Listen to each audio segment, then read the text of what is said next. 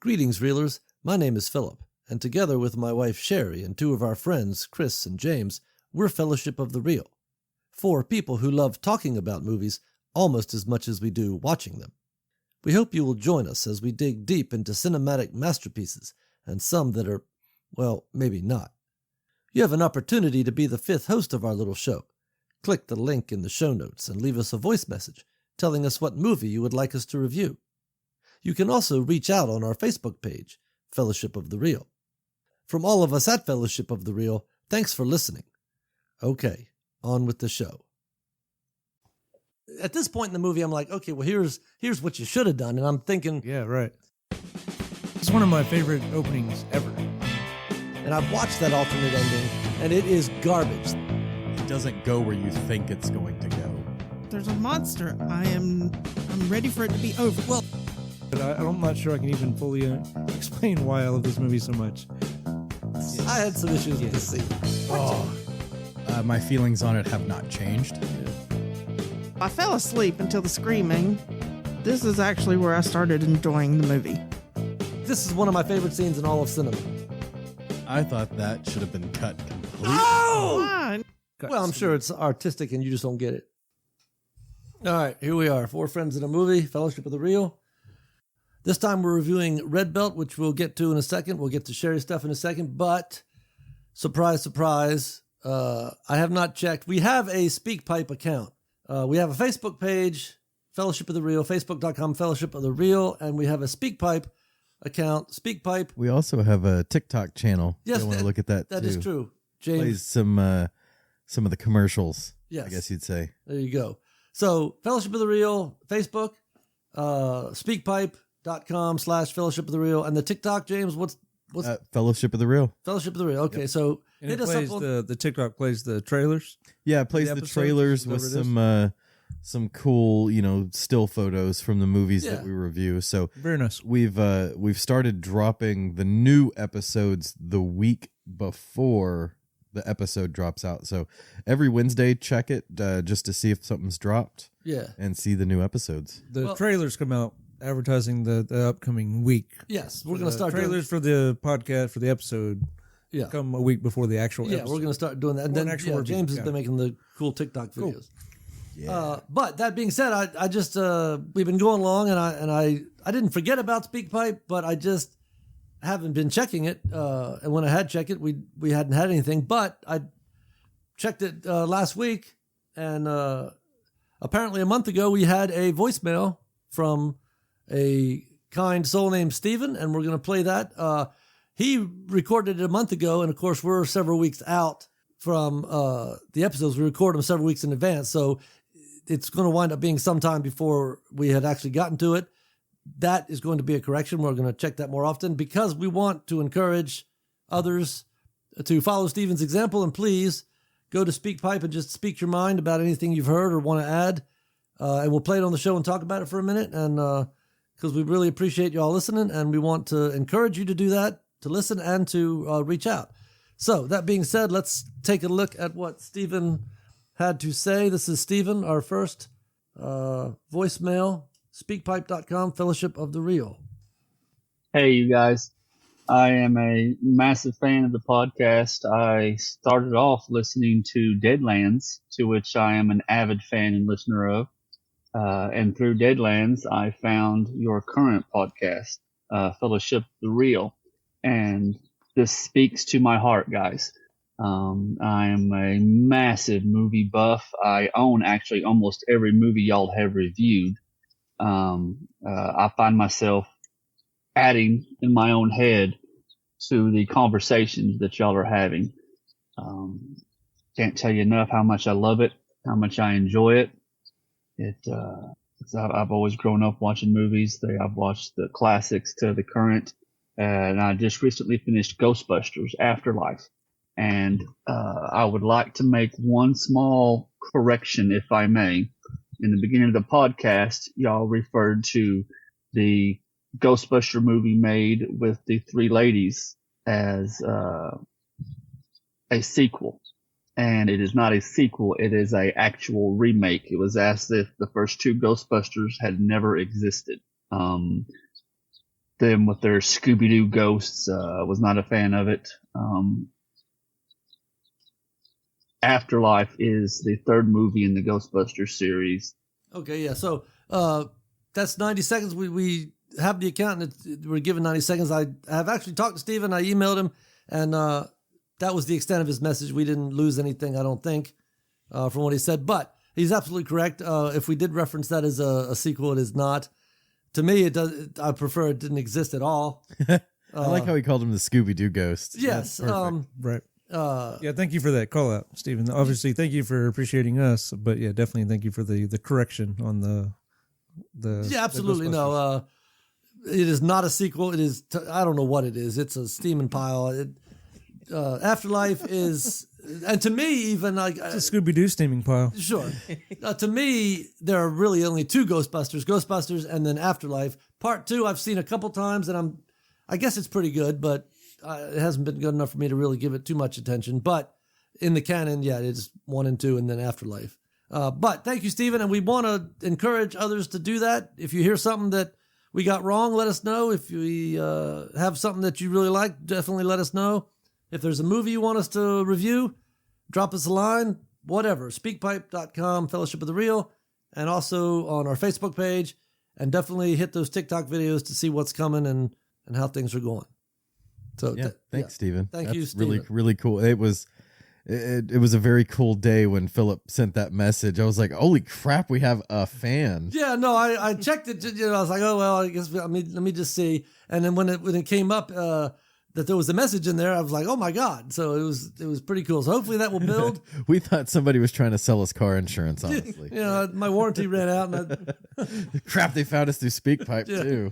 but please, anybody out there, let that be a lesson to you. Please drop us a line. Let us know what's going on with you or what you think of the show. Yeah, it's very cool. We definitely love it. Yeah.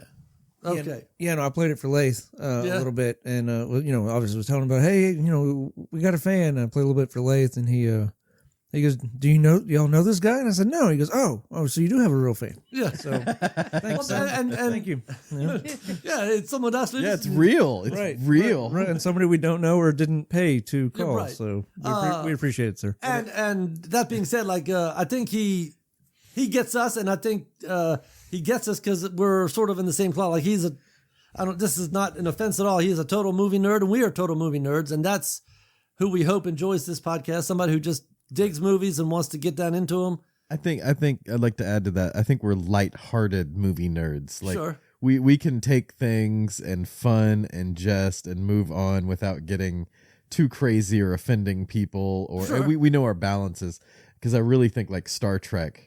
I think we preface that with, hey, we're going to talk about a Star Trek movie. If you want the in-depth, go to a real Star Trek Sure. podcast. So I think, it's really cool to find a fan out there who really loves movies. I'm the way that we do. We Yeah. just appreciate all forms. We may not like everything, but we totally respect it. Right. And it's cool that we're finding an audience like that. Yes, and he said that our podcast spoke to us. Well, it speaks to us, someone who loves movies but takes them seriously enough to say that's not a sequel. That's Right. yeah, absolutely purist. That's good. So We're definitely not going to be right about everything. no. Well, no, yes, I'm sure. absolutely. So we appreciate that, and thank you, Stephen. Hope you continue to listen, and hope others will reach out and let us know that they're listening. All right, we ready to? I think last time we called this Sherry's notable quotables. Yes. So that's Notable what quotable. I think that's becoming the official. Notable quotable. All right, I didn't do so good last time. Maybe I can do good this time. So let's get into Sherry's notable quotables.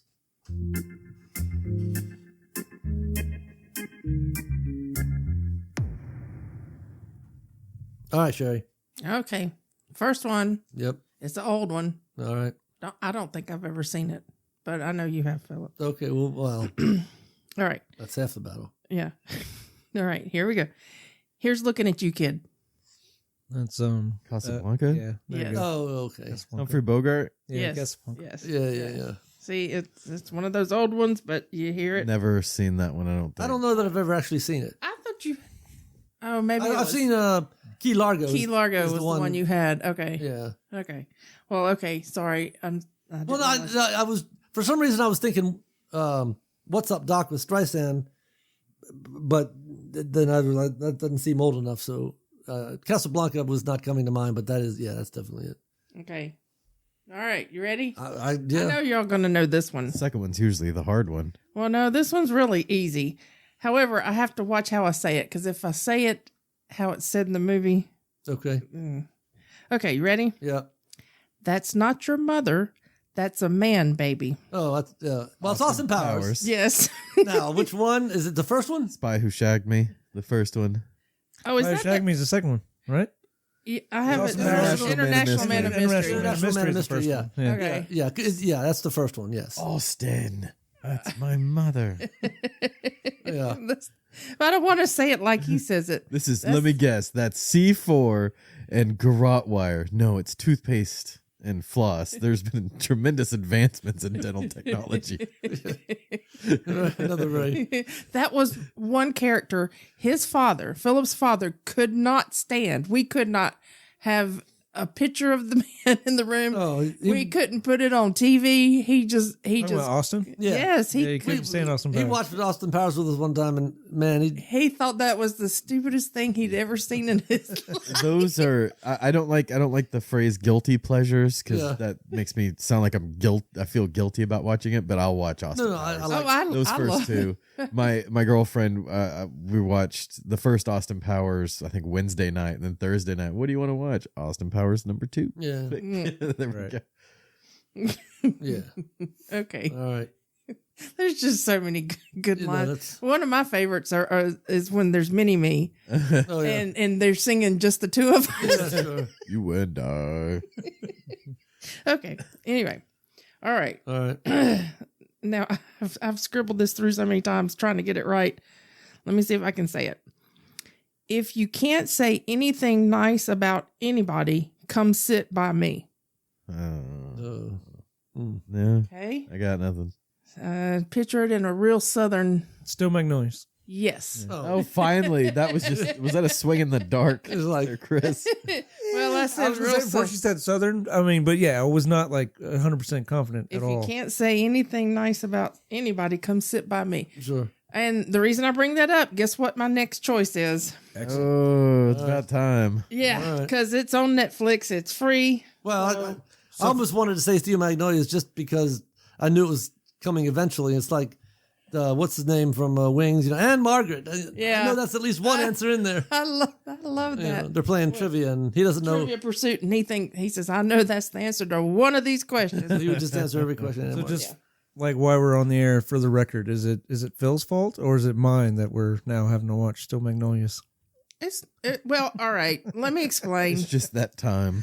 It could just be that time. Well, we've joked about, we making you watch shitty movies and you're punishing us for watching this, which it's I've always not said I'll that. watch whatever. Musicals are going to be rough, but Still Magnolias is a good Oh, movie. no, musicals Chris are likes to to- come.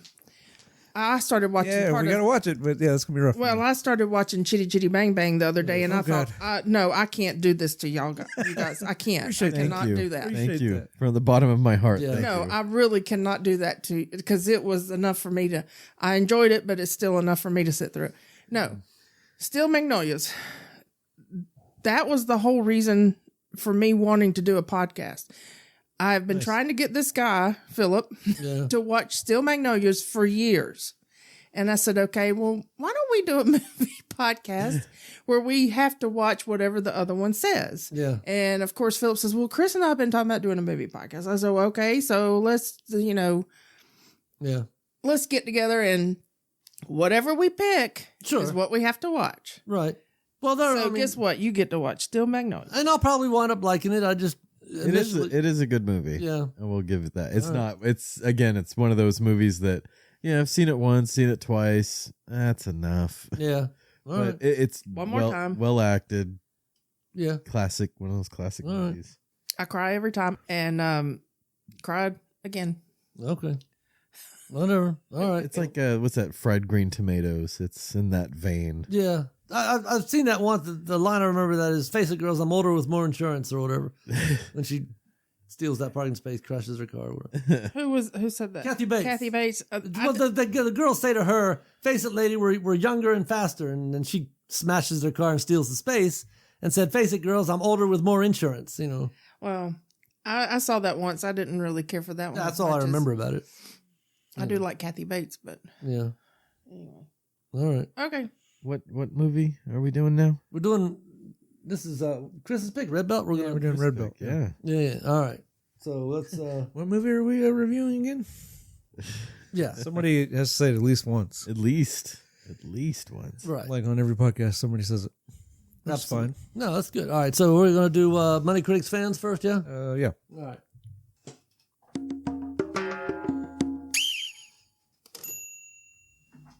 All right. I have the stuff. Nobody else has it, right? Anybody want to? No. You're the man, sir. Okay.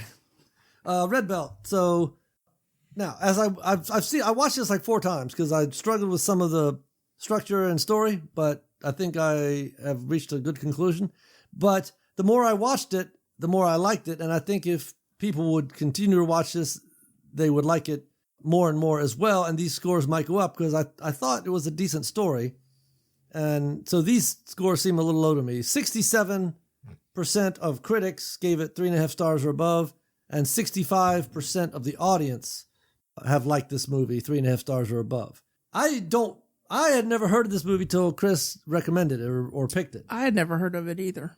Was this released? Did you remember seeing this in a theater, or where did you discover it? I saw it in the theater. Did you really? Yeah. That's crazy. This is 2008. Yeah. Yes, 2008. No, I was probably the only one in there, but yeah, I saw it. Yeah, because I had never heard of it. Domestically, let's see, it had a budget of $7 million, which is, but domestically it only made $2 million. Like I told you, it was me and maybe one other guy. Yeah. International, You paid a lot of money to see this movie. If it only made $2 million, it was you and another guy. 300,000 international for a total of $2,607,000. I saw a lot of times, James. Yeah. Right. Well, it was $100,000 a ticket, apparently. Oof. Worldwide Popcorn. total $2,674,000. So $2 million on a $7 million budget. So box office, it was kind of a flop. I don't know why, because as I say, Yeah, and it didn't have much to make back. It was only $7 million. yeah. And it had, like, a lot of the people in this movie I've seen before in other things. Yeah. Yeah. Tim Allen's in it for a while, and there's some others. Ed O'Neill's in it for a split second. Who was Ed O'Neill?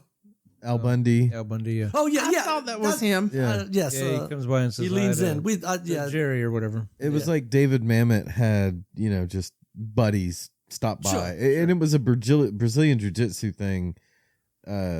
I think that little world of his, David Mamet's really into Brazilian Jiu-Jitsu. Oh, is he? Because I had heard the name David Mamet. What else has he done? Do we know? Glenn Ross. Oh, he wrote. Yeah, Okay, all right. writer, director, producer, but mostly known as a writer Yeah. for a lot of things. I was trying to pull up his IMDb Okay. just to see. Spartan with Val Kilmer. Spartan, Val Kilmer, Hannibal, Ronin, Wag the Dog, I've seen Ronan. The I've seen Wag the Edge Dog. with The Edge, I believe, was Anthony Hopkins and Alec Baldwin. Yeah. Just Hoffa, Okay. a lot of drama, Untouchables, that kind of thing. He wrote Untouchables? Yeah. Okay. So this was like, I So guess, he's got chops. I guess more of a, and I'm getting into this later, but it was like a love letter to Brazilian Jiu-Jitsu. Yeah. I think this was a total passion project. Sure. So the fact that it didn't make all of its money back, I personally, the way that I feel about this movie, I don't see the not making its money back hurts the life of this movie. Like a lot of people recommended this to me. Yeah. When we bought it at the movie trader, they had to dig it out of a box in the back. They had gotten several copies. I guess James got one. He said they had several, so we went down there, but they hadn't even unpacked them yet. They were still sitting in a box in the back, and he knew he had it, and he was kind enough to go dig it out. But he knew all about this movie. He was, oh yeah, it's got such and such, the classic. Yeah. So, and the reason I like the people down there, they're hardcore movie nerds. You mentioned a movie, they know about it. Yeah, I when Chris recommended this movie years ago to me, Yeah. I tried to watch it and for whatever reason didn't watch it. And my brother was like, "Yeah, I'm going to try to watch Red Belt." My brother's like, "It's a fantastic movie. You Yeah. got to see it." And then when I told him we were doing it for the podcast, he's like, "Finally, it's a good movie. You need to see it." And Yes. you had to finish it this And time? I had to finish it. Turn the subtitles on and everything. It was I had Yes, to. I knew it was going on. You watch every movie with subtitles? Yeah, so I can follow it. Yeah, Yeah. TV show. Yeah, regardless, everything. Anything you're watching, Everything, you watch yeah. it with. My hearing is just so messed Yeah, up. Can I ask a question before we get started? Yeah. absolutely. So I'm looking through this on my phone. I didn't realize there was a red belt. Is that above a black belt? Well, they explain it in the movie. I told you I don't. I don't know if you were going to go into this, but yeah, in the movie, it's its thing. It is its own thing in the movie. It's a plot point. In real life, red belts are, depending on your It's system, yeah. Like system, this red was belts can be higher than black belts. Most black belts are just like he says in the movie, come off the street, white belt. Yeah. You can now teach with a black belt. Most of them are like black belt. Then you have Degrees of- stripes. Yeah, degrees of black. Well, belt. yeah, because this has a black and a red kind of Yeah. intertwined. I guess But the it's idea just that there's only, because he says there's only one. And so it's the Grand Master of that. Okay, Yeah. because I mean I remember that from the movie, that one man having the red belt. And it's kind of misleading in the movie.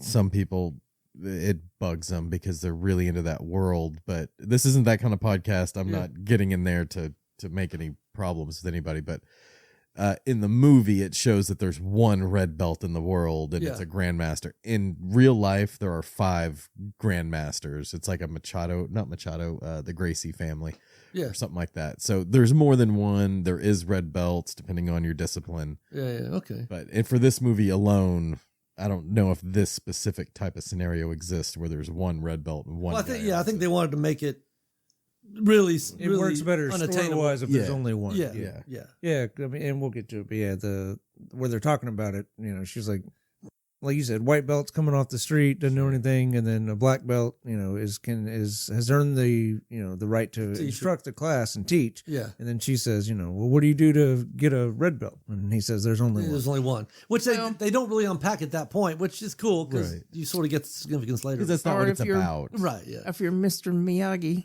you There's just no use the belts. belt to Well, hold your yeah. pants up. J.C. Penney, hold up pants. Right. There was some dichotomy about this because yes, the red belt is the Grand Master, but then there's all these references to from Snowflake. Just holding up your pants. That the belts don't. And I think Why would the black belt make you feel better? So that way I know his fucking pants won't fall down. right. So there's this downplaying of the belt system, but then the red belt is a big deal. So Well, one of the belt systems is called the Okinawa belt system, Yeah. which immediately made me think of Mr. Miyagi. yeah. Right. It's like, well, obviously he knows there's belts. Maybe he just doesn't believe in belts in it. Yeah, Anyway, I think that's a different movie. But right. Well, now I've heard that the whole belt system was almost a uniquely American thing because Americans needed some kind of incentive and reward. Sure. And then other That systems tracks. Sure. that Right. belts. yeah, there's a whole history of it. I was listening to a little bit of kind of the history on it, and just I know enough about it to say that I don't know enough about Sure. it at all. But there are different classes, different systems. Yeah. But this movie specifically, this plot device, I don't think exists Right. in the world. And the fact that like they're playing this tournament with one person in a disadvantage, Yeah. that's not realistic at all. Well, yeah, Nobody would right. sanction that kind of stuff. So, but we'll get to more because this movie Yeah. isn't about that. The movie's not about the tournament, Right, and the right. belt. It's Yeah. All right. So what did you have as a genre for this? I don't know that I picked one, to be honest with you. this might be a sports story that's not a Golden Fleece. Yeah. Dude with a problem? You think so? Yeah. Yeah. Yeah. Yes. That's I probably. couldn't think of anything else that fit, Yeah. better. The It's not Monster in the House. It's not Out of Bottle. It's not a Why Done It. It's not a Full Triumph. Right. I don't think it's institutionalized. What else am I forgetting? Golden It's, Fleece. Yeah, Golden Fleece, but like he doesn't build a team to go after it, right? In Golden Right. Fleece, you build a team, and he's not. and he's by himself. compete. Well, I think it's. I thought that before because I think I'd asked: are any sports movies not Golden Fleece, or any horror movies not Monster in the House? I think this might be a cool. Am I Yeah. wrong? This is a sports movie with sports as the backdrop. Yeah. It's not a Golden Fleece because it's not a sports movie. Yeah, Um. I don't think it's Rite of Passage either, Yeah, because he's not going. He's going through stuff, but it's not like rite of passage, it's important for the character, like the character is dealing with a problem Yeah. the wrong way, and then they change and deal with it the right way and accept it. Well- where we've already talked about this a little bit off air, but it's a flat arc, right? Yes. Yeah. So he doesn't change; he changes other people. Yes, and so we usually analyze these movies by the 15 beats, and I think that is a fast and quick way to break story. I think it's a legitimate way to test the cohesiveness of the story.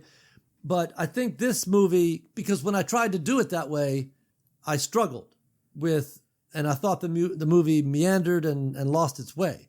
But I think this is almost a 100% character-driven story, where the character, not plot-driven. It has a plot. All stories have a plot, but it is so much about the character that I didn't want, and I liked the movie, and I thought it deserved some consideration. So I looked at it straight from a flat arc character plot situation.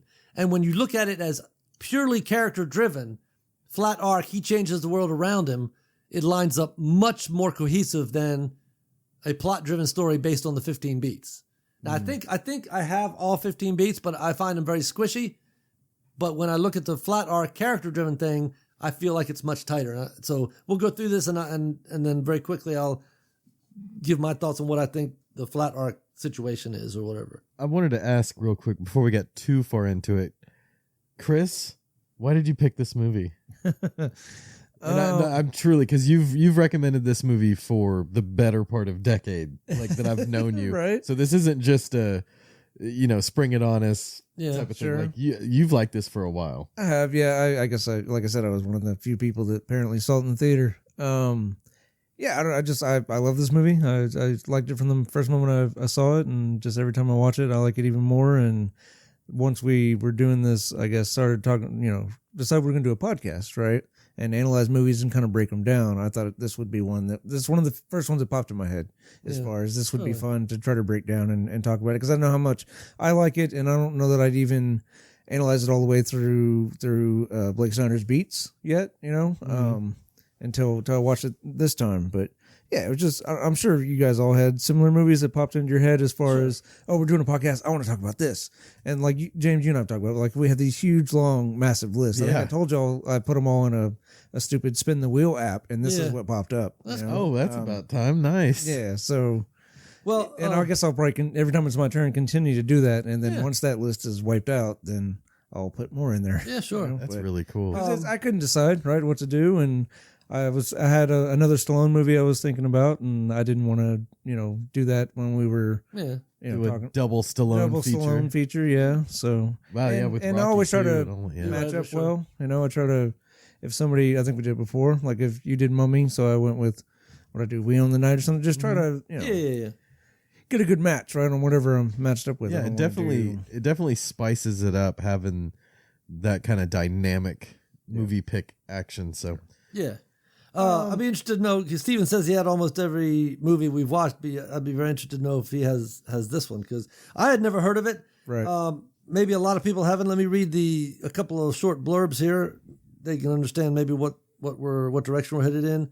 Martial artist Mike Terry lives by a strict code of no competitions, for he feels that such contests weaken fighters. After saving a famous actor, Tim Allen, from a brutal attack, Mike takes a job in the film industry. He soon finds his personal beliefs and integrity on the line as circumstances force him to participate in a prize fight. And then a shorter one, a fateful event leads to a job in the film business for top mixed martial artist instructor Mike Terry. Though he refuses to participate in prize bouts, circumstances conspire to force him to consider entering such a competition. This is, again, I say this is a very character-driven piece, more so than even the plot, as far as the motivating force. And that's even when I struggled with the structure of this movie and thought it was meandering, the strength of the character kept me interested, and I didn't want to not like it because I really liked this character. Right. Yeah. All right. Any other thoughts? It only made like $63,000 its opening weekend, so it didn't even make $100,000 its first weekend. I had never heard of it, but I appreciate you mentioning it because I kind of really like it now. To the point where I really like it. Not to give too much away too early. Yeah, I don't know. I mean, y'all have talked about it before. I guess I like fight movies. I like, And this is a fight movie, underground but knife fighting, James. Sure. Yeah, but this is a fight movie, but there's so much more. Yeah, so much more, so and it that's goes. why I guess I like it. Because It's not a Van Damme flick, right? No, Or a Chuck but- Norris but- flick. It's or Seagal or whoever, right? not knowing the ending, I thought, oh yeah, there's gonna be a fight, blah blah. Right. Well, I thought he was gonna have to go Yeah. through the tournament, so like Warrior, like that movie Warrior. Yes. Yep. That's what I was expecting it Sure. to do. Is he gets in a bind, he needs money, Sure. he And that's must standard. compromise with himself. Yeah, it go- plays with the conventions. Yes, Yeah, I it really remember thinking does. at the same Smart time I enough. saw it too. Yeah, he puts. I mean, we'll get to it, but he gets as far as putting on all the stuff and Yeah. about to go to the ring. Yeah. Yeah. So all right, so that's Money Critics fans. Are we ready to get into our beats? I think so. Anything else? Nope. Okay, here we go with the beats.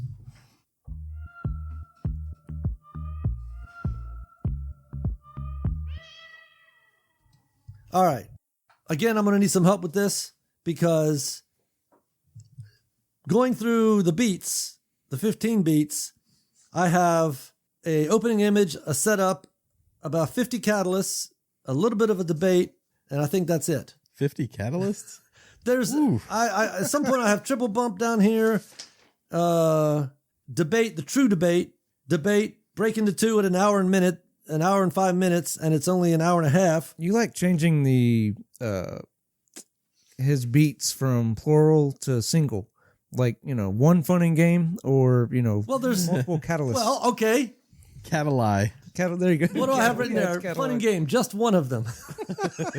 Right at the top of the page. Midpoint false defeat, no I like idea. it, James Cataly. So I struggled with this movie. This is notes from the first watching. This Yeah. is where I was like, okay, this isn't working. And What so did Chris recommend? right. So we'll go through these and you can set me straight, and then I'll very briefly at the end go through how I think it breaks down from a character standpoint and works better. Anyway, according to me, but that doesn't mean that's the way it is. Opening image, I have, and I thought these initial beats were very powerful. Although we'll get to it in a second. There's some sort of right turns that don't go anywhere, but we can talk about that in a second. Opening image: Mike Terry, a teacher of martial arts, teaching his star student, police officer Joe Collins. This is what you see him doing, and he's got several sort of sage sayings. Control the situation, control the fight. There is no situation from which you cannot escape. This kind of thing. So, opening image, very wise, disciplined, with a code of his own that he lives by and demands that his students live by. You know the move. Insist on the move. Insist. You know the escape. This kind of, so lives by code and demands that his students live by that same code as his opening image. Any thoughts? Any other? Yeah, just I was gonna add. I have the same opening image, Sure. and my notes are pretty much the same. Other than I guess I went back and looked at K.M. Weiland's Flat Arc, Yeah. right? And Yes. and made some notes according to Yeah, that's what I her did as beats. well. And I guess the way she defines it is for a flat arc is this is a good place that represents the character's truth. Yes. Right, for the characters, for a flat art character's ordinary world. So that is this scene. That is his ordinary world. Yes. And this gym represents everything about it represents his truth and his way of life and Yes. his beliefs. Yes. Yeah. Yeah. Yeah. Yeah. I definitely caught that pushing his student through his paces and really being like there's always a way out, like just breathe and do this and do this, Yes. because he's pushing that guy to be a black belt. Yes. Yeah. Yeah. And that's I don't think I've ever seen a movie go through that kind of, like any sports movie go through that kind of routine or whatever. Yeah. pushing No, I somebody thought it was through a very powerful opening image, and Yeah, and it's almost all of it is his the escape. It's his stuff. There's very minimal in this scene. Now, and I'm thinking about it, where like I can only come up one. I really like it when the guy's in a chokehold and he's like, "Oh, well, that's it. Officer down." Yeah. And then he's like, "Oh, that makes you mad." You're right. That's the only time he was really going outside of his cadence beliefs. And that's the first time you hear that That guy's he's a an cop. officer. Yeah. Right. And, which is well hidden exposition. Right. yes. Yeah. No, absolutely. Theme stated. There are several sayings he says, but he repeats this later on in the movie. So I'm pegging this as the theme, and I think this sentence that he says becomes basically what happens throughout the movie. There is no situation you cannot escape from, and Exactly what I I think he is faced with a situation. That's the whole movie's That's the argument. whole movie. Is there a situation? Yes, Is that true? Yes, is that true? And gets into a situation that he feels like at some point maybe there is no escape from. And he has But- to, Yes. pushes his Challenges it, beliefs. Pushes his 100%, beliefs yeah. and almost makes him break Correct. until it doesn't. And so we're skipping ahead, but we're going to get through this. He proves this statement to be true for himself, and in a flat arc, the unchanging character shows the world the truth. Right. And I think absolutely by the end of the movie, he has shown the truth of this statement to the amazement of his wife and everybody else. Mhm. Right. Yeah, so I think that those are very well done. Setup. Okay, now this is the first place that I had a little question and it left me scratching my head. Okay, because at various points there are plot lines that sort of just go nowhere, and I'm not entirely certain that it needs to go anywhere, but it raised questions that never got answered. All right, so a woman, Laura, a lawyer, I wrote she has a pharmaceutical problem, hits Mike's car, and enters the dojo to make amends. She is on the phone in the rain with a pill bottle in her hand, talking to somebody about this pharmacy that she can't get into because it closed.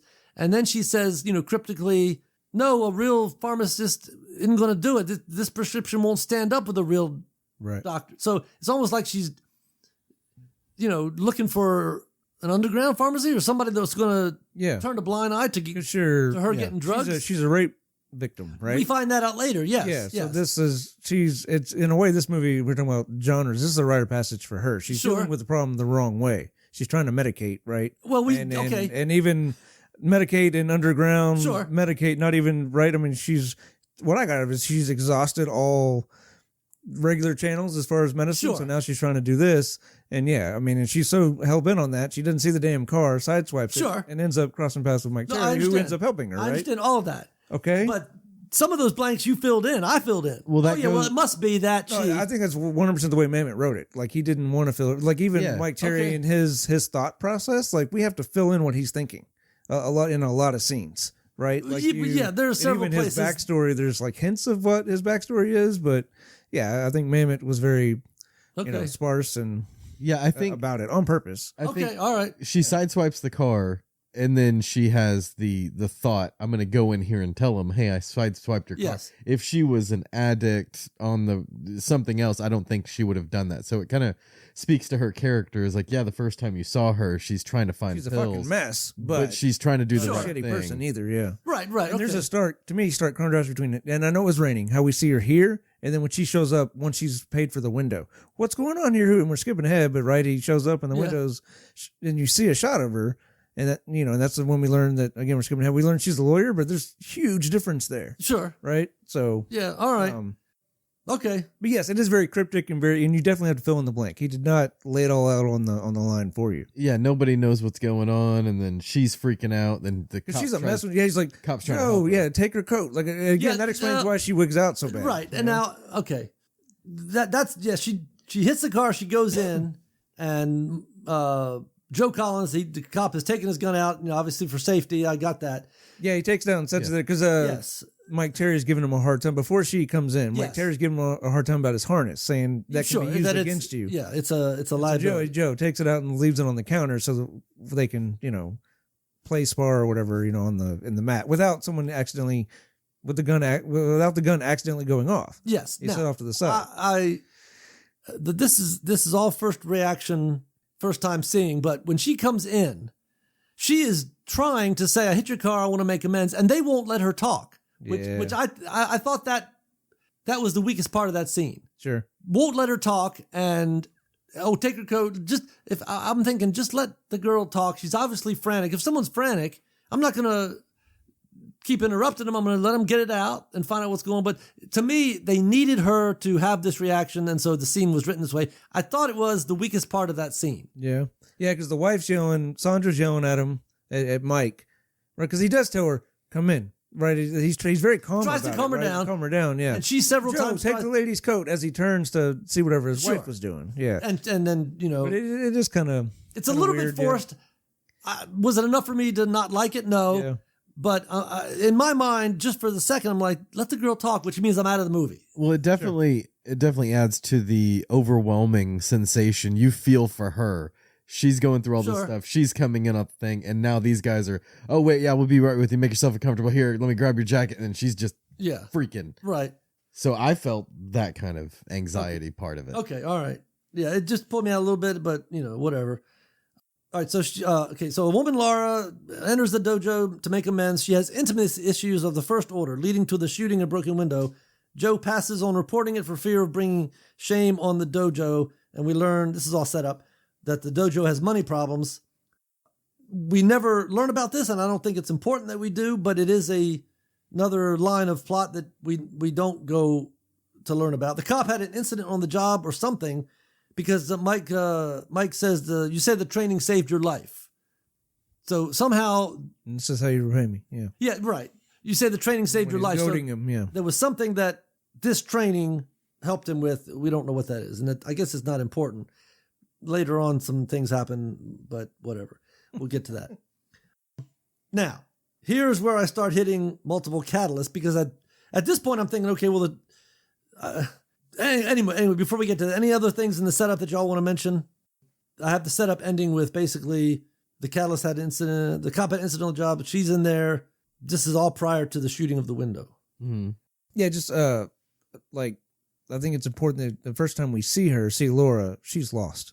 Yes. Yep. That's good. So just Yeah, no, there's and I'm sure if I watched it again, I'd find even more. But as I went through, I watched and it. she finds what she needs without realizing, of course. At Yes, first. yes.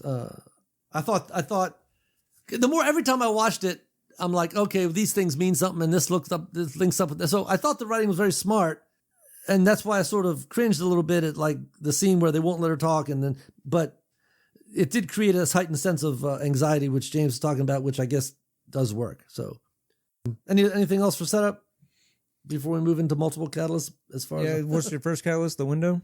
catalyst, I wrote should be, but ultimately is not. Something blew in through the window. I thought that would have been a remarkable catalyst. The catalyst blows in through the window, or the catalyst breaks the window. To me, that seemed almost a no-brainer. They can either pay the rent or pay for the window. Since they are not reporting the incident, insurance won't cover it because it's an act of God. So it winds up being the right thing. He'll say, yeah, I think it was the right thing to do. And then his wife was like, okay, well, Yeah, because he talks about he gave her Joe gave the girl a pass yes. because they would have she would have gone to jail for attempted murder, would have ruined her life. Yeah. And the wife says, and you think that's noble? And he goes, no, I think it's correct. Yeah, right. And I love that line. Absolutely. Absolutely. I think that is a catalyst. That's where I have it. That window getting broke. It starts does everything. start the action Yeah, off. it starts everything. And I like the line about the wind blew something into the window. A storm's about to enter this man's life, and he has no idea. No, and I have that written down, but at some point I'm like, okay, no, this is it. And that was my problem I'm with with you. I didn't nail him down right away. I Right, had well- to keep playing with it and decide, okay, well, if this is this beat, then what is right. what's And the I next really one? struggled because I think it just Did I you think- have the beats, James? No. No. Okay. okay. I'm just gonna tell you where you're wrong. Sure, absolutely. Well, I need you because I like her looking for that pharmacy. I'm looking for these Do you beats. think that's right, James? I think it's correct. It's That's what correct. he's about to say. yeah. Well- Proceed. I'm driving through the rain like her, looking for the beats. She's looking for her pills. I'm looking for the beats. Catalyst double bump. So I said catalyst double bump, but again, ultimately not. He saves actor Chet Frank from an assault in a bar, is invited to dinner at his house by way of thanks. Wife hooks up to do business with Chet's wife in fashion. Chet has Mike explain jujitsu, and theme is restated. Escape. Now, he does sort of enlarges on the theme. There is no situation from which you cannot escape. You do not try to avoid force, embrace it, or deflect it. Yeah. Everything has a. Did you say force? I don't remember what he says. Everything has a. Why try to escape force? Embrace it. Yeah, embrace it or deflect it. Deflect it. Why Are only try to- two answers. Yeah. Yeah. Why try to. Yeah. Avoid it or Oppose something. it. Yeah. Oppose it. Yeah. So I'm thinking, okay, well now he's invited to this. This will be the catalyst setting him off because he'll be offered things now, and You mean saving Tim was saving Tim and going to dinner. Chet Yeah. Frank was the catalyst. Yes, the invite, I guess, because the knock on the door and the package arrives. Okay, again, something enters his life, could be the That catalyst. was my first one because it was arrives by a knock on the door. Yes. Yeah, but But ultimately, changed. as I finished my notes, I said, nope, that's not it either. Because both those things are things that blow into his life. Both now they could be a double bump, but You know, Well, because after the watch comes, there's an invite to dinner. yes. Basically. Yes. And then, And this will set him off on another path. right. Yeah, but it all stems about needing money to pay for. You can either pay to repair the Sure. window or you can pay the rent. His principles and his way of running his business, because of his principles, is bleeding her business dry. She's like, there's a line in there about how she's like, you know, she's having to cover everything, Yeah, yes. right? Yeah, I And have she's some- frustrated with that. Yes. And then she even says, you know, she does not believe in his principles. Well, she's more of a pragmatist, you know, Yeah, right. But she even asked him, you know, what does your family eat while you're being so noble? by you being so pure. So I think yes. it's all about money, right? Yes. So I think to me, his breaking the two is reluctantly going to ask Bruno for a loan. She says, you need to ask him for a loan. Mhm. And then when he goes to the bar to ask for a loan, and that's it, where he ends up meeting Tim Allen's character, right? Yes. But he finds out from there, he thinks Joe works there, right? Still as a bouncer. 'Cause Yes. Joe used to work there. He finds out Joe doesn't work there anymore. He quit because they didn't pay him.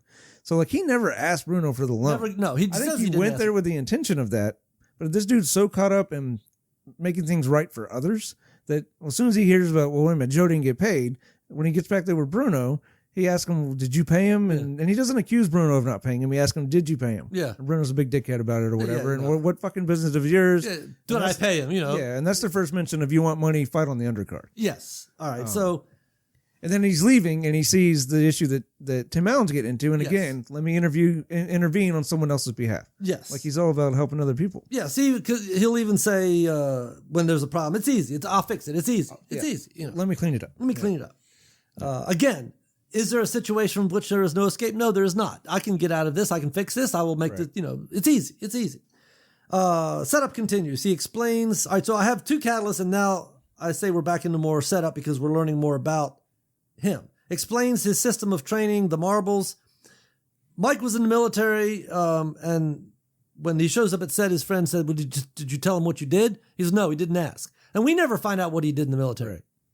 Was it noble? Was it dishonorable? I mean, I don't know. I have a feeling he probably did dark and violent things, and maybe he the used, to training drink, he used to drink and he doesn't drink. and either. doesn't drink anymore. So whatever he did in the military messed him up and sent him down a path, and maybe the training saved his life. Right. Here we are filling in blanks because we never find out. Right. Does it matter? Ultimately, I guess not. It just builds the world. Sure, but it builds builds the the character. foundation of the world, and you have to put the bricks on because it makes these references to things that are going on that we never find out about. And I guess that was initially, What bothered you about it? my problem with this movie. I'm like, why do you keep dropping these Right. seeds and then you never let the plant grow? But it's like because in other stories where there's a positive or negative arc, right? There's change. The character, the ghost, or The lie he enforces believes the in the- lie they believe, Yeah. right? So we need to know what that ghost and what that lie is. But Yes. with this guy, we know everything we need to know about him in that opening. All we scene. need to know is that he's got a code and he's going to change people around. Yes, Right. that was a revelation. And how came does the guy later. get money in this world? Like that's why I think that's the breaking too. It's all about this Sure. maintaining his business in this money-driven world, especially some of these really sleazy people he comes across. How does he Yes. maintain his morals and And get this what was he a needs? conclusion I What's came the to about escape? the third viewing. Yeah. When I started to understand, okay, this is not going to be your plot-driven necessarily story. Absolutely. Because these are notes from my first viewing. All caps, second plot line that goes nowhere with this military thing. So at this point, I was getting a little frustrated. And I wrote, I guess there's three because I wrote them down. The lawyer's drug thing we don't find out about. Mike's military experience we never find out about. Ultimately, the notion of the red belt, except there is only one. But if belts, as Snowflake says, and Mike agrees with, are only for holding your pants, then why the importance of the notion of the red belt, even if and especially there is only one? So at this point, I was kind of losing it with this movie. This is the first viewing. Yeah. Anyway, No, I could see that. I hadn't thought about the dichotomy of the belts Yeah. until you pointed it out earlier with the, it's all about, there's only one and the movie's called fucking Red Belt. right. But then, why was the black man make you feel better, Snowflake? So I know his fucking pants will fall down. Right, Yeah, and- they very much make light of it. And Mike's- he even tells them this is for symbolic. I need money to buy a belt. It's, Sure. the belt's just symbolic. Yeah. Yes. Now, and especially based on his code, which is no competition and Right. take the man down and this kind of thing, but it has nothing to do with belts. He ultimately doesn't care about belts except, Right. as I don't know. So then, but then there was talking about belts. So at this point, again, first viewing. Now, Catalyst, triple bump. What I have written here. Had a lie. Yeah, cattle lie. Chet wants Mike to be a co-producer on the film. Mike agrees and shares training techniques, advises as to authenticity of aspects of the film. And at this point, I'm like, I listed them. Ways in which everyone is throwing money at Mike. Okay? Fight for 50K after they won't Which is loan him against the his principles. right. The gifted watch. No, I'm gonna give that away. I'm not gonna use that. Yeah, but again, he's wrong. He gives Chet gives him the watch. He rights a wrong in his eyes because Yes. Joe never got paid. I hooked you up with the jobs from my people. They stiffed you. Then you pawn the watch and make it right. Yes. Develop a reality show based on his training techniques. As soon as he explained at the Chet's house. Yeah, to Jerry. Yes. To Joe Montana. I'm like, dude, you don't see the piece of shit you're talking to. Like in my mind, I'm like, they just stole your idea, dude. Right.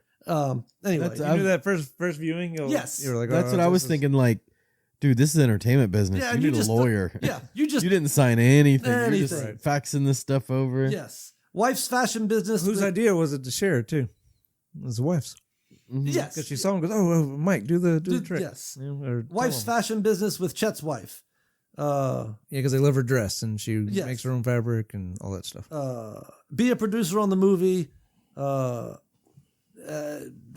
He struggles because it will interfere with his teaching. So basically 5 different ways he could have gotten a bunch of money to sort of make his troubles go away, except it violates his code almost on every level. So all these people want to throw money at Mike, but he's declining. Well, the movie producer didn't violate his code because he is, I guess, naive about the movie business, and he thought that they're going to put it in the movie or whatever. Like he was willingly faxing the shit off, Sure. sending it off. Like Yes. because if you're on the flat arc, right? I have this view, and I'm the minority. Everybody else has a different view. Finally, and obviously, Chet, he saved his life. Tim Allen's character, he seemed very interested in him, Yeah. right? And so much so that, like, after meeting him one time, he's like, "I'm going to make you a movie producer." To me, like, Mike was. These people, I'm starting to get through. These people aren't in my dojo, but I'm starting to get through to this guy, and now I can put it in a movie and spread my thoughts to however many people see this movie, right? Like, I think that's what he was. Again, he never has any lines of dialogue like that, but I feel like that's where his mind was at, and that's all. And movie producer, she's got a movie business. Yeah, their money problems are about to be over, so it seems. Yes. That's a false victory to me. Mm-hmm. Okay. Yeah. All that bullshit is fun and games. How does this guy with these weird principles survive in, Hollywood, basically, Sure. like meeting all these fucking sleazy people. Because after that third catalyst, I'm back to have a debate. Yeah. Joe is a black belt now. He could, because he's about to go to this meeting. It's like, no, I can't go to the meeting. Shit, the class, Who's yeah. going to teach They the got class? so caught up in that. Yeah, the class. Yes. And his wife saying something sage, let the wheel come around. Yeah, let the wheel come around. Yeah. I said that's not really set up unless she's talking about the training wheel that he spins for the handicap. But that is not really set up well, I wrote. So the little bit of debate that I had was this idea that maybe I shouldn't because who's going to teach the class? But then Mike. Right. No, Joe. Joe ultimately will teach. Yeah, you made him a black belt. Let him teach. Yes. Yeah. But you have that as midpoint. What'd you say? Yeah. Yeah, midpoint. Because everything goes seemingly going right Mhm. is a false victory.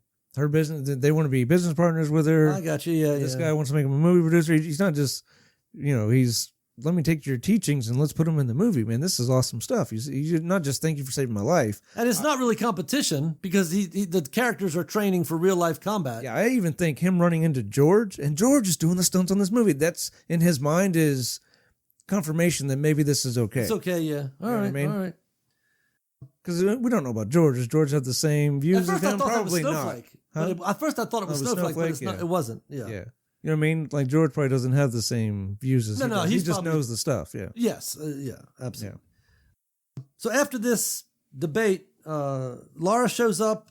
Now I thought Laura's arc was, which I would have liked to have seen more of, but I thought Laura's arc was pretty good. Yeah. Laura shows up to her own debate and takes a class, but is still debating until Mike shows her how she could have gotten away from her rapist.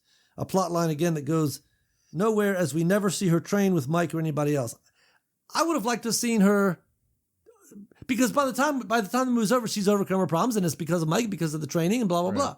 I would have liked to have seen that. Yeah. Yeah, thought- they became like she's a lawyer. She ends up helping him. Yeah. He's doing that. He helps her. Yeah, that whole plot point. Yeah. just I would kinda have liked fell to have apart. seen her Yeah. because I thought that was a very powerful he went a little hard for her first training. Well, she tries to leave. He still went a little hard. No, he did. He stab me. Well, in his mind, I think he's getting her to have a breakthrough. I think it was. Oh, for sure. Yeah, because he starts off very much.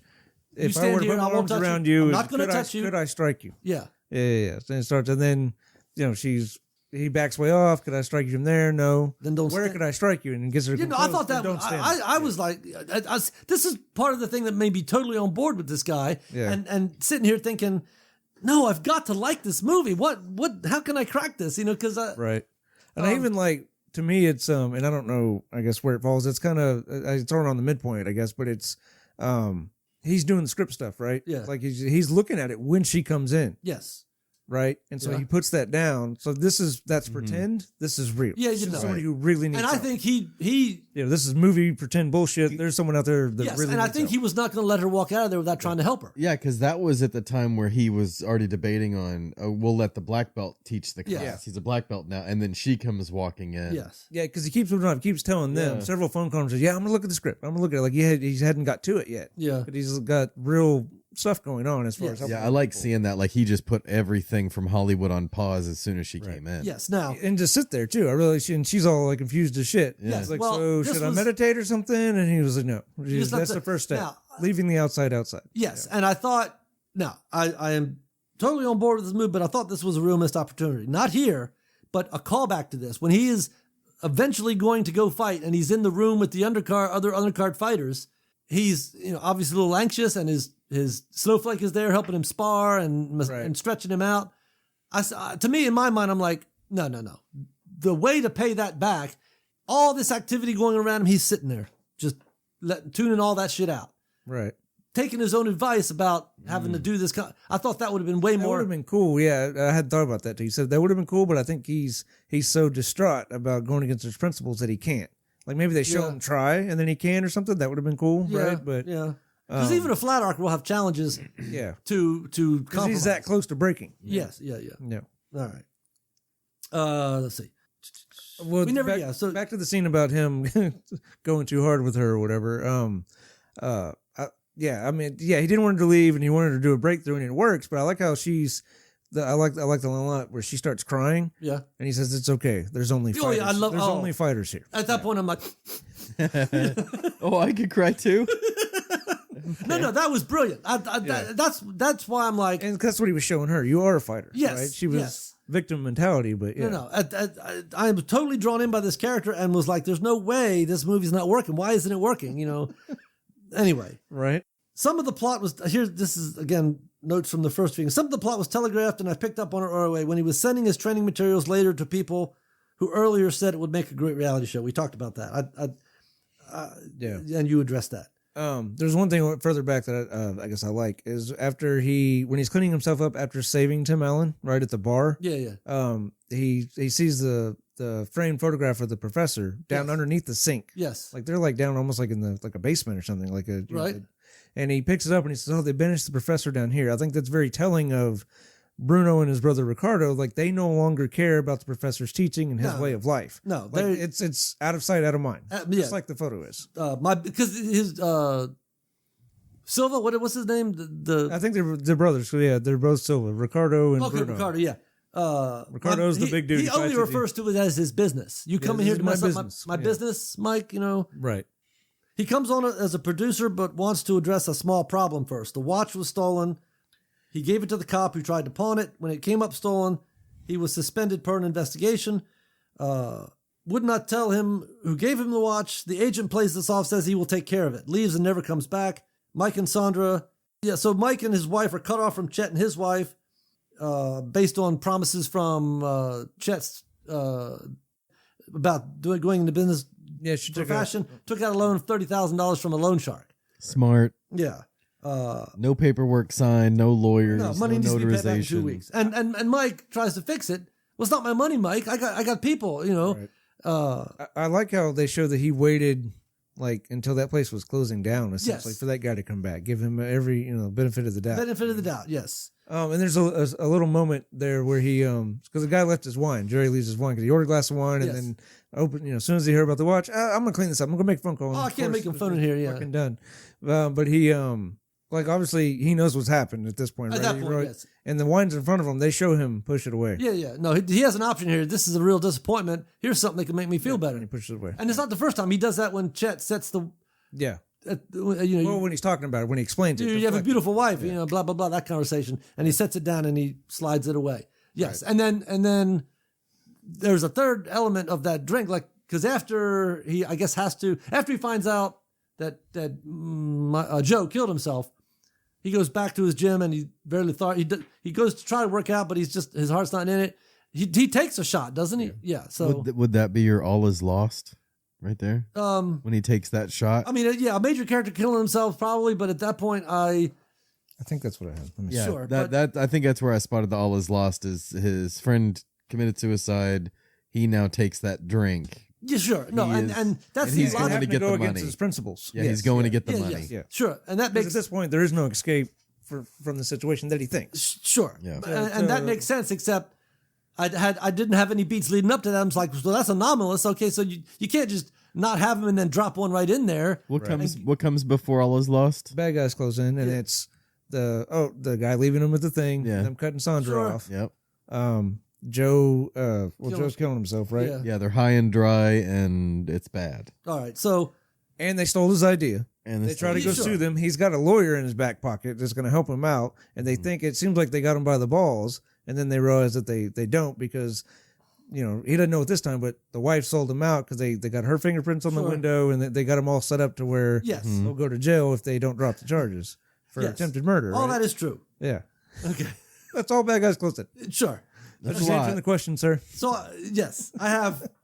This I think is the true catalyst, the fourth one in the movie. Believing there is no situation from which there is no escape, Mike says he will fix it. Goes to the loan shark, who himself has bosses, and the loan shark. And I thought this is very telling. What have you got that's worth money, Mike? Bam. And then right on the screen, they answer it. Yes, it's playing. Yeah. So to me, well, that's catalyst number 4 because he's constantly being spurred and hasn't yet made the decision. A lot of debate, but he hasn't ever really, and so this is where I was struggling. Unfortunately, I read this as 56 minutes into the film. But the debate's about going against his principles. Sure. Debate. The true debate is what I have next. And this is refuses to fight. Sues. Debate number 2. Yes. Well, at least because there's another one there. So there's anyway, this is why I struggled. He refused to fight. He sues for theft of intellectual property for big money, but the events of the watch, which you were just talking about, can be strung together in such a way as to cause real trouble and lasting trouble for him, for the cop, for the lawyer. Everybody's going to jail if they've constructed this false narrative based on the watch. Right. Drop the charges. Yep. Yes. So I'm calling that the true debate because he's still debating and maybe has decided. And then another catalyst, the fifth one, the cop kills himself, failing to believe there was no situation from which you could escape. He has a widow who will now not receive a pension from the police and owes bills. And I thought her acting here was probably some of the worst I've ever seen on screen. Yeah, it was pretty. Her- pretty Who's hardcore. acting? The Yeah. the wife. The wife. Yeah. All she seems to care about is her bills, not a tear. And I know why. I know what role that was supposed to play. Are you going to pay these? Are you? Yeah, right. But I just thought it was absolutely horrendous Yeah. acting. I did not appreciate her performance at all. That's what you get when you cast your sister, you know? Probably. Is that her sister? No. It could be. It could be. I'm joking. But she was Mamet should have.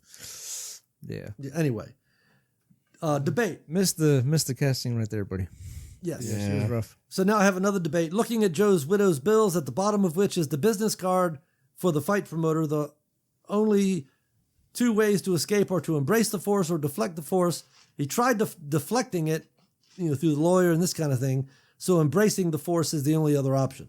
Yeah. Break into 2 at 1 hour and 5 minutes of an hour and 35-minute movie is what I'm having. So this is how much I was struggling. Okay, the movie's almost over. He finally decides, which to your point, you probably have stronger choices about some of these beats because they do make sense, but I was not able to nail them Right. at all as I was going through it. So him finally deciding to take the fight, that's your break into 3, or what is that? That's still like all is lost in Dark Knight, right? Okay, Because okay. he's going against his principles, right? Yes. And him because he almost breaks, and then once he realizes that the whole thing is a charade, right? And the fights Yes. are fixed, and then he tries to go and talk about it or whatever. Yeah. Right. Yeah. I say that. I have it written down as I was lost, but maybe that's still Bad Guys Close In, because his breaking into 3 is after going out and getting slapped in the face by her. Coming back in. Now, I do I'm want to ending talk the about charade. that. I'm ripping it open. That's his breaking into 3. Because I went from thinking that's Yeah. an inexplicable and stupid scene to, oh my God, that. Well, we didn't need to. I like it because we didn't need to hear what the recap. No, he no. just told her, "Hey, the whole thing's a charade." Blah blah blah. Like he told her everything we just saw. well, Yeah, sure. he saw the marble trick. Because the first fight happened, two other people fought. Yeah. He saw the marble Yeah. thing happen, and then he saw his buddy in the dressing room, the little magician guy. And you knew the fix was And in. he knew, oh crap! So he was just leaving. He was no Yes. longer gonna. But I didn't No, he understand. goes and talks to Bruno and the other guys first too, because he gets upset about. Yeah, they're like, oh yeah, all the fights are fixed, but guess what? You get a pass every fight tonight that you Sure, win. you're get gonna a win. pass. You go You're home, gonna you- win. You go home and get some money. But again, it's going against his code. It weakens by the getting warrior, the money. yes. Yeah, he's got to fight, so it's close, right? You did this in front of the old man? You brought the old man up That's for this what got bullshit? him. Right, you Now- brought him down for that, and he's an old man, right? So yeah, Yeah. that's why he's like, "Fuck this, we're packing up, going home." Right. Now, but I want to talk about the slap because the first 2 times I watched it, I still didn't get it. I'm like, what the? But it's the student becoming the master. I think he's leaving. We aren't privy to He's that. packing up shit and going home. Yeah, yes, but she's mad at him for giving up, and probably says something like, "That's not the code of the warrior. That's not a fighter. You go back in there and you show happened to them No Escape? You Yeah. show them your truth. You show them what you taught me. You don't teach me all of this and save my life, and then you just walk away in defeat. No, bam, and that slap is her teaching him, I think. Sure. And I didn't get that till like 3rd, 4th time. But when I figured that's probably what happened, I'm like, hell yeah, she has become the true student. And it's And probably- it's contact. It's a big moment for her too. And it's right? contact, but at that point, she almost shows that she has her black belt. She is Yep. worthy to. So at that point, that whole I didn't even slap. think about that. Yeah, because she's worthy, and I guess in a way Joe is not. Yes, he has lost his way. Yeah. If you want to talk about it, even so, like he's The guy killed himself. Yeah. no. Mike, the main Terry, guy, yes. leaving has lost his way. He's looking for the pharmacy that's closed now, kind of thing. Right. You know, he's lost. Yeah. And Yeah, that's right. she has a wreck, and that turns her around. She slaps his face. That's his wreck. That's his. Yeah. Yeah. So once I start putting that together, like the 3rd or 4th time, I'm like, no, that's fucking brilliant. I mean, just imagine if she hadn't been there and he walked out having everything he's ever known. It's all for nothing. Yeah, he Maybe lost goes back- everything at that Maybe he point. goes back drinking. Maybe the dojo Yeah. closes down. All kinds His of wife's shit. gone. Yeah. Yeah, fucking bitch. Yeah. So he really is zero. So she saves his Oh, that's life. the other part of it. Oh, and your wife sold you out. Yes, Because so- he keeps pushing. Well, how did y'all know? It was just us there. Yeah. How did y'all know about what really happened with the window? Your wife sold you out. Yeah, there she is. And then the back brother's with her like, yeah, friends, who do you making the think money. you, Yeah. who do you think you married, man? You know? Yes, and she was, Mary. What's her name? Anyway, the lawyer was raped. Laura Yeah. was raped. Essentially, Mike Terry's life has just been raped Yeah, from sure. him. So like I said, after about the 3rd, 4th time, I'm like, that's fucking brilliant. No, that's it. That's it. That's it. That whole slap Right. speaks volumes. I loved it. Anyway, yes. So he breaking the 2 at 105 agrees to compete.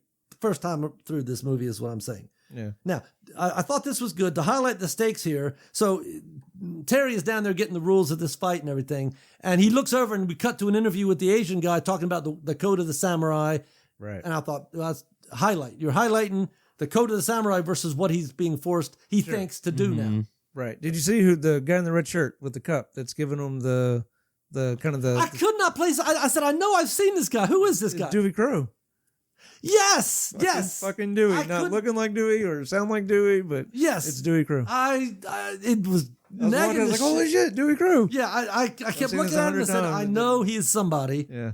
And I never What? stopped to look it up, but Wait, who was it? Who were we talking about here? He's Dewey Crow on Justified. Justified. Oh, Justified. He's an Australian He was in a actor, but movie- he does an American accent like really well. yes, yeah, because he's in a kind of a dark comedy horror movie, probably filmed in Australia, where they're him and his brother run a cattle farm or something, or they supply meat to grocery stores, whatever. And I guess times are hard, And there's a series of accidents and bodies start piling up, and all of a sudden their meat problem is over. But he plays one of the brothers. One of the brothers, yeah. It's a dark, bloody kind of horror movie comedy. Worth a watch. You should look it up. I don't remember. Well, there was another background character as one of the Asian fellas there at the end. He was in Best of the Best. Oh yeah. Yes. He was one of the Yeah, Korean he's one of the guys. henchmen. He gets beat Yeah. up by Mike Terry. Yeah. Okay, all right. I noticed him. Yeah. And I did notice what's it? Kutro, is that his name? The MMA guy who's Couture. Couture. Yeah. Randy Couture, yeah. Couture. Well, John Jacques Machado is the other guy, the brother. Yeah, Ricardo. Yeah, Ricardo Silva. that dude, the Machados. He's a badass. Yeah. That dude will rip you apart, then put you back together like a pretzel. That's crazy. But I did notice his ears, cauliflower ears. He Oh, yeah. beat the shit. You know? Randy Couture is all of them. Yeah. There's a few that make an appearance in there. Yeah. Fun and Games, just one of them. This is my take. You are much more on track than I am. The first fight based on Mike's stolen system, Mike warming up in the undercard room, and again I talk about the missed opportunity. Mike sitting quietly while all others around him do their thing. I thought would have been better. It's just me. But now he is in the same situation as Laura was, a knife to his throat and his way of life about to be raped. So I think it symbolically the knife is to his throat at this point. Right. Absolutely. Yeah, because even when he's about to go out, the cop, the other cop buddy that he knew, damn shame about Joe. Yeah. I thought the world of you, Mike. Yeah, Like yeah. now this cop who liked him is now convinced that he gave Joe the bad, the Yeah. stolen watch or whatever. Sure. Yeah. Well, that's what does he say? Who the hell pawns a watch given to him by so and so? You're right. Yeah, my chip. And It's like this wasn't supposed to happen. You're supposed to take the watch and right. So be some done. guy saw because he What doesn't. kind of dumb motherfucker pawns a watch? Yeah, yeah. Right. Frank, yeah. So what was the deal? Like did he know it was stolen? Did he steal it? I I don't think Tim Allen's character knew. The other guy just bought it cheap, right? Even though he's got all this fucking probably money. knew it was hot. You know. I think he said he didn't know it was. I think he's going to say that. He got a cheap watch. Because Yeah, I think he got when- a cheap watch and then ended up because like James said, he had no idea. He never anticipated this guy. Well, that's the wanted to thing. When fucking he watch him leaves Chet that Frank. dinner after Give Mike, me a lavish gift, right? yeah, when Mike says this is a problem, we gotta. He leaves and never comes back. At that point, they're cut off. So in my mind, like, I guess I didn't understand that. I finally understood the slap, but I didn't understand this. Like, why is he so offended that Mike would have raised this issue about a stolen watch? Does he think this guy's going to cause trouble because he's so honest, or if it comes to light that I bought a stolen watch, then I could get in trouble. Like, what was his Yeah, beat? but he thinks it came from Chet too, and he doesn't want Chet to look bad or whatever. Okay, right? so he's That cutting guy. off this because this guy's honest, and honest people just cause trouble. Terrible, yeah. Okay, honest people. Yeah, okay. this is Hollywood. Avoid honest people yeah, at all yeah, costs. yeah. My God. Okay. All right. Because he doesn't tell him that he gave it to Joe. He says I pawned it or whatever. Right. And then yeah. the guy's like, "Well, it's your watch. Do what you want." Well, then as soon as he found that it's fucking stolen, Yeah. some motherfucker, gave Chet, a hot watch. I'm gonna clean this up. I It never can't use comes my back. phone. Yeah, he's gone. Yeah. Yeah, he was probably like, "Fuck this, I'm Yeah. gone. I'm not wasting." And then my time later with he this calls him guy." the dumb motherfucker. For Yeah, because we fucking- don't need you. We got your sister. Yeah, we got your stuff. We don't need this headache. Exactly. Yep. And then Midpoint later false- on, they get the fabrics too because the wife sells them out. Yes. Yeah. Yeah. Midpoint false defeat. I had no idea. You said you had a midpoint. What was yours? Everything's going well. It's false victory, Okay, right? right, Because yeah. false defeat with the I'm about to give in to my principles or whatever. Yeah. You know? All right. I didn't have a midpoint. 'Cause Bad he guys. was really gonna sell out because he wasn't just fighting. Yeah. Like he was gonna sell out and the whole thing was fucking fixed and all this bullshit. Oh yeah. Yeah. Yeah. The No, it wife would- sold them out, all that stuff. Yes. Bad guys close in. I have the fights are fixed. This is explained as how things are done. He will be the winner, take home the 50K, inevitably get a whole bunch of fame leading to new students, but he's not going to do that. That's where I have my bad guys, but you have yours much earlier, obviously, because this is way toward the end of the movie. So I knew it couldn't be it, but I was at a loss. Yeah, them cutting them off and Yeah, all is lost. His wife has left him to get out of prize financial. student killing himself. Yeah, Mhm. yeah.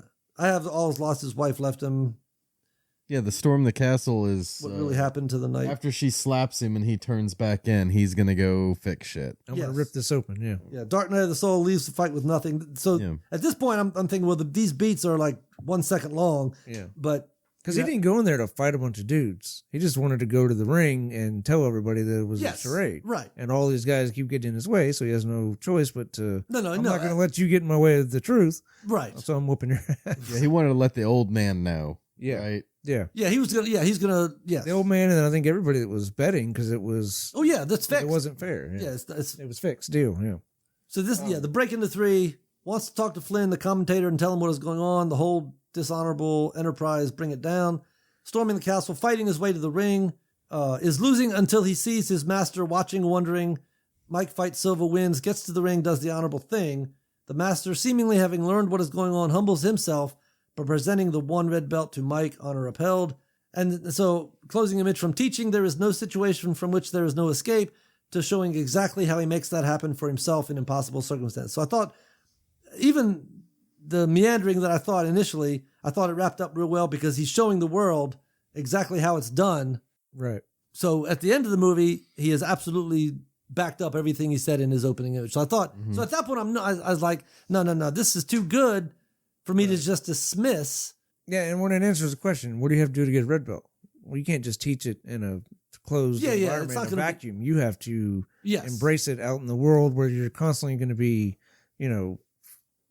going up tested. Yeah, it's Everything like going up practicing. against it. It's Yeah. practicing law, practicing martial arts. You continue And the in learning every aspect always. of your life, not Because just even that, on the mat, which we it's never gonna be- really learn much about, but the I guess the guy that was going to be the fighter, the Asian, he bows low and presents him his belt before he gets to the ring. Yeah, and that one was worth money, so that solved the money problems too. Oh, I didn't think about that. Yeah, $250,000 worth $250,000. What it did. Yeah. Yeah. Who pawns a red belt? Right.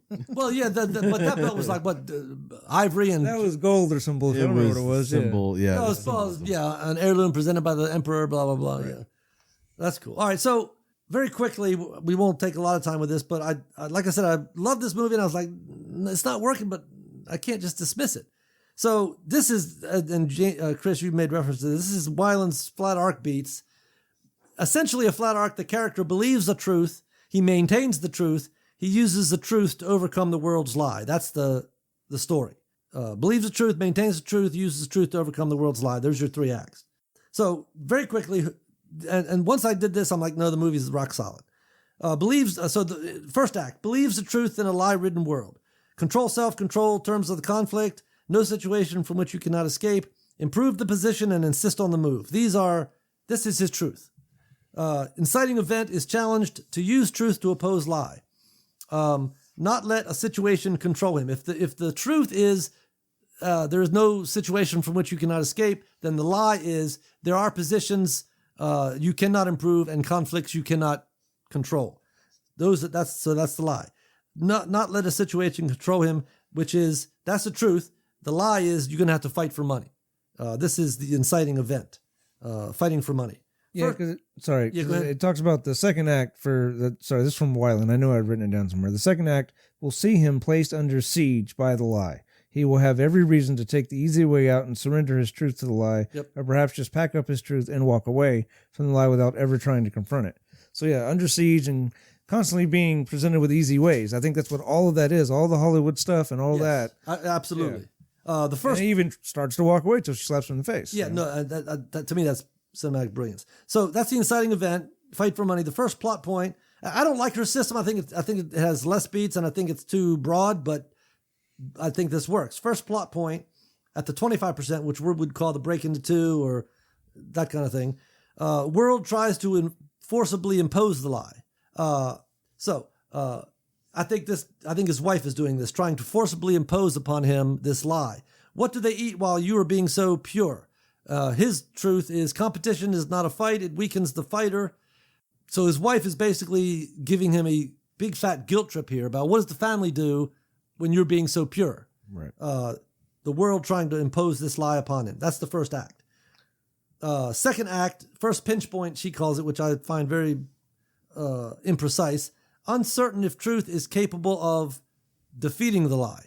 Oh, okay. So being a producer means nobody to teach the class. Now he's unsure of what to do. So I thought that was the weakest part of his flat arc because it's not really a huge problem, but to him it is. Yeah. He's uncertain if his truth can overcome the lie. Okay, this is my truth, but I want to be a producer, but now I can't do this. So he's uncertain if his truth can be maintained as the first pinch point. Midpoint, moment of truth, power proves truth to the world. Proves truth to the lawyer, insists on the move to producer dinner. So he's beginning to proves the power of his truth to the world by bringing these things up, not fighting, enforcing his rights, not telling the lawyer that this is a problem we got to fix before we can move on, showing his truth to the world. At which point the lie-driven characters, according to this beat, second pinch point, lie-driven characters fight back. Well, they fight back with a vengeance. They cut them off. His wife has borrowed this money. They are in a bad situation. And this is the false victory, false defeat, which, according to this system, which I think falls fairly good. Lie-driven characters fight back. Bringing us to the third act, third plot point, lie seems to triumph externally. The lie seems to triumph big time, I think, in this movie. The cop kills himself. He seems to be in a situation that he's not able to control. The lawsuit fails, and now he's going to have to fight for money. So this third plot point, the lie seems to be triumphing, and I think that's absolutely solid. Climax comes after that, final confrontation between the truth and the lie. He does fight, but not in competition. He does not compete. He fights in his code, bringing the other guy down when he learns of the fix. Climactic moment, truth defeats lie, absolutely. He beats Silva and goes to the ring. Resolution, new truth empowered normal world. He gets in the ring and everybody, his wife realizes she fucked up now, exposes the lie. The whole world sees his truth at the end of the movie. Right. It literally goes out with a hug and a drum beat, which I thought was also brilliant. So anyway, that's very quickly the flat arc structure, and I think it's almost 100% at that point. Mm-hmm. So I think it's mostly a character driven, and I think it defies your standard structure, which is okay. I think that's pretty cool. Like that's a big difference in some of the other things that we've reviewed. Like it's a nice, refreshing thing to know that there are other ways to do movies out there. Yes, that may not fit this way that we're doing it, but other ways it's spot on. And so I wrote character driven versus plot driven. Every story has a plot. Obviously, this has a plot, but the emphasis is not on that. The emphasis is on watching this character move through a world and what choices is he going to make. He said he's going to make this. Does he stick to it? Blah, blah, blah. So the character structure, I think, nails it almost beat for beat 100%. And I think it's rock solid. Looking at it another way, it looks kind of meandering. Right. Yeah. But I wanted to love this movie because of the character. And I was determined, so I wound up watching it like 4 times. And when I did this, I was like, yeah, that's it. I can love this movie guilt-free now, Anyway. Any other thoughts? No? No, just there's one line that makes me laugh. I mean, there's a lot of lines that I like, but at the end when he's comes up to Ricardo that's the last, almost like kind of like a video game where it's a big boss, right? He's beating all the henchmen. Yeah. Now he's got the Sure. And that guy's in his way, and he basically tells him, I'm going to the ring, and the guy says, you're going to the ring to ruin my business or whatever. And he goes, yeah. And he says, I'd prefer you not to do that. He almost laughs. Mike Terry goes, I understand that. I like that line. Yeah, You're going to go ruin my business. I prefer you didn't do that. I understand that. I understand that. I don't know why, just his delivery. No, and then they fight. But it's good. I liked his exchanges too when after he saves Chet, and what happened here? Oh, some kind of bar fight or something, Right. He I don't remember the what he says. The cop says to him, he says, nobody knows me, or whatever. That whole exchange. That's why I just love this character, and I wanted to make this work because I was totally into this character and his story or whatever, All right. Any other thoughts or nope? Ready? Okay. Yeah.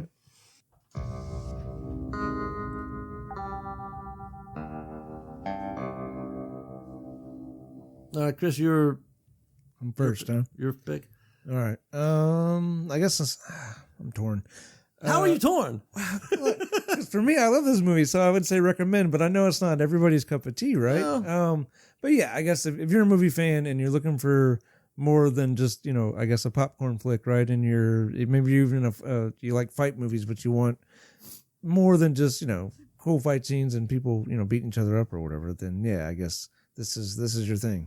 Check this out. Yeah. It's a very good story. And it's a strong story. Like you said, it's very, character driven. For the most part, with the exception of the widow, it's well acted. Yeah, well, she was so whatever. Yeah, I don't know. I just like it a lot, but yeah, I'm fully aware that it's not. I mean, if we talked about the numbers, right? It's not everybody's cup of tea. I was pleased to hear that that y'all said so many people would recommend it to you. Yeah. I thought it was a small, small little known movie that not very many people. Well, I think it have probably seen and has developed a appreciated. following in years after. Yeah, That is the gem that you discover because Right. I think it is or whatever. I recommend it. Even if it's not your cup of tea, because I was like James said, I was fully expecting. Okay, well, I know what's going to happen in the end. There's going to be a big fight. He's going to win. Nope. And I think that's smart writing. And I think it if a story surprises you, then it's smarter than you are. And I want a story to be smarter than me. I don't want to know everything that's going on or even be able to predict the ending. At that point, you're just waiting for it to be over. So I was absolutely thrilled to see how it ended. Right. Not a fight, obviously there is a fight, but not the way you thought. And if a movie can go away if you're looking one way and it takes you another, and you can be like, oh, that's cool. I didn't see that coming. That's something that's good. I recommend it. Right. I think even if fight movies aren't your cup of tea, you should try it because the story is of such quality. I think that you will enjoy just the value system that it brings to sort of inform your thinking, or whatever, even for a couple of minutes. Yeah, and just I guess I thought was something like it's even like just subtle, like with him putting on his gi to fight, right? So everybody was going to the ring wearing these fighting gis, but that was the wrong way, right? That's what he wears in his comfort of his dojo when he's teaching. Yeah, he probably didn't have anything else.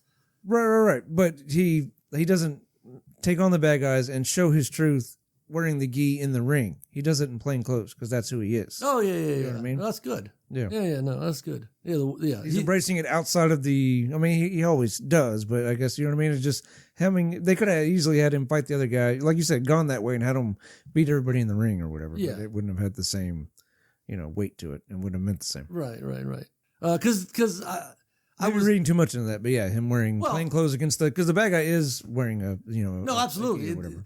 And I think he says at some point the competition weakens the fighter. So he is saying at that point, you wearing your competition clothes, you're weak. You have weakened yourself. You have Right. and then the guy says you're ruining my business. So he's turned and turns his back on the High Master. I found myself thinking Mr. Miyagi a lot and thinking Mr. Miyagi was more powerful the first time because I thought some of the weak points of the story, but no, if you don't get it the first time, I think you should watch it a second or third and think about it because I think it's worth it. More going on there. Yeah. Sherry, any thoughts? So I recommend anyway. Yes, absolutely recommend. Yeah. Well, I'd have to give it a consider. I really enjoyed the movie though. Yeah, I remember when it was over, you were like, I like that. That I blew my did. mind. I did. Right. I really did like it. I was expecting 3 passes for sure. I don't know. No, I really liked the lead guy. Yes. I liked to watch them fight. I didn't like the stone things. Yeah. I don't like someone having to fight with the disadvantage. or Well, whatever. yeah, but I story-wise, it's completely understandable. It makes sense. Well, yeah, but anyway. Anyway. But the reason I said consider instead of recommend is I was asking so many questions throughout, Yeah. like we were talking about. I was like, what is she doing? When she was looking, I thought she was looking for drugs for someone else. Right. Oh, yeah. Well, right. yeah. Because I was like, what is she, who is she talking to? It forces you to fill in a lot of the blanks. Yeah. They don't do And- it for you. Yeah. You can fill in those blanks with whatever you wanted. So yeah. I didn't like what happened to the cop. I was kind of confused on some of the I don't know. But as far as the end goes, I did like the ending. Yeah, sure. Yeah.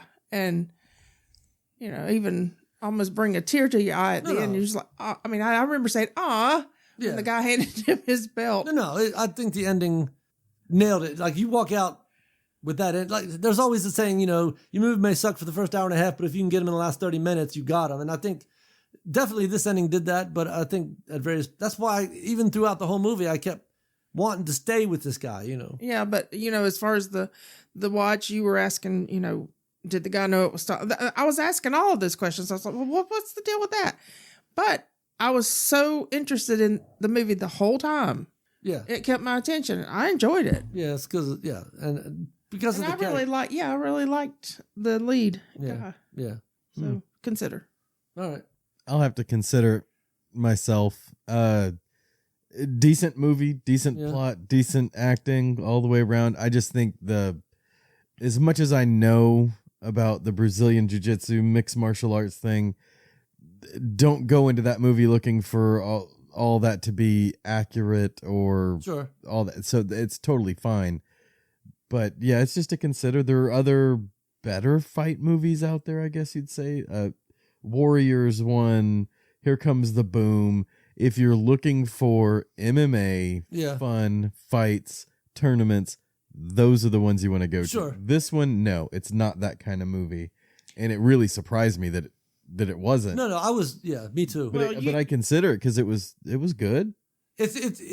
You walk in, I walked in thinking that it was a fight movie, Right. Mhm. and it turns out it's a character movie who happens to do fighting. It's more the Well, philosophy. Yes. And part of and it. you saying that, it reminded me of why I wanted to take some kind of class like that. When he's teaching that woman, it is something that you can do to defend yourself. Sure, You know, yeah. There's always a way out. You know, that's what we were taught too. Sure, yeah. You know, you got to think. You got to don't yeah. give in. Don't be afraid. Insist know. on the move and all that. You know So- the escape. You know, all that worked. I thought I was. Yeah, you know. but when he was, coming against that woman, I'm like, that's what she needed. I think we talked about that, right? I think Anyway, a licensed professional would disagree with you. Sure. Well, But he is. that's just me. Right. No, he. But I a think trauma victim with PTSD. Stab me. Well, I'm no, gonna grab you. I want to. No. If that had happened to me, if someone had attacked me, I definitely want to know, what do I do next time? Right, but she needed that as from a character standpoint. She needed Yeah. somebody to break down a wall because she was never going to come out from behind that wall. You mean she needed somebody to slap her across the face like Yeah. she did to him later? Like I they mean, did that for each other. That's her slap. That's his Yeah. slap. Yes, absolutely. Yeah, And- because she tried pills. Pills weren't working. Right. and so when she slaps him, so There's two new sound considers, effect. 2 considers and 2 recommends. Yeah, Yes. I Yeah, think that's think what we so. no got. passes though. That's good. All right. One thing. Now I don't know if this is true or not true. Because James had made reference to some things in this movie are not accurate or whatever. I don't know if it's accurate or not. But when Chet is talking to Mike about the number written on the back of his shoe, that's the platoon number in case you get blown apart. They know where you are. I don't know if that's true, but it is very true that something like that is done. Like, so when we were over there, you have dog tags, obviously. Well, you have 2 dog tags. We were told you take one of those dog tags and you lace it into the laces of your boot. Mm-hmm. So you have one around your neck and you have one laced into your boots. So that if your leg gets blown off, they have a boot with a dog tag on it. Oh, this is so-and-so from such and such, has all your information on it or whatever. I don't know. So I know that something like that is 100% done, but the number on the back, I've never heard of that or seen that, but that doesn't mean it isn't true.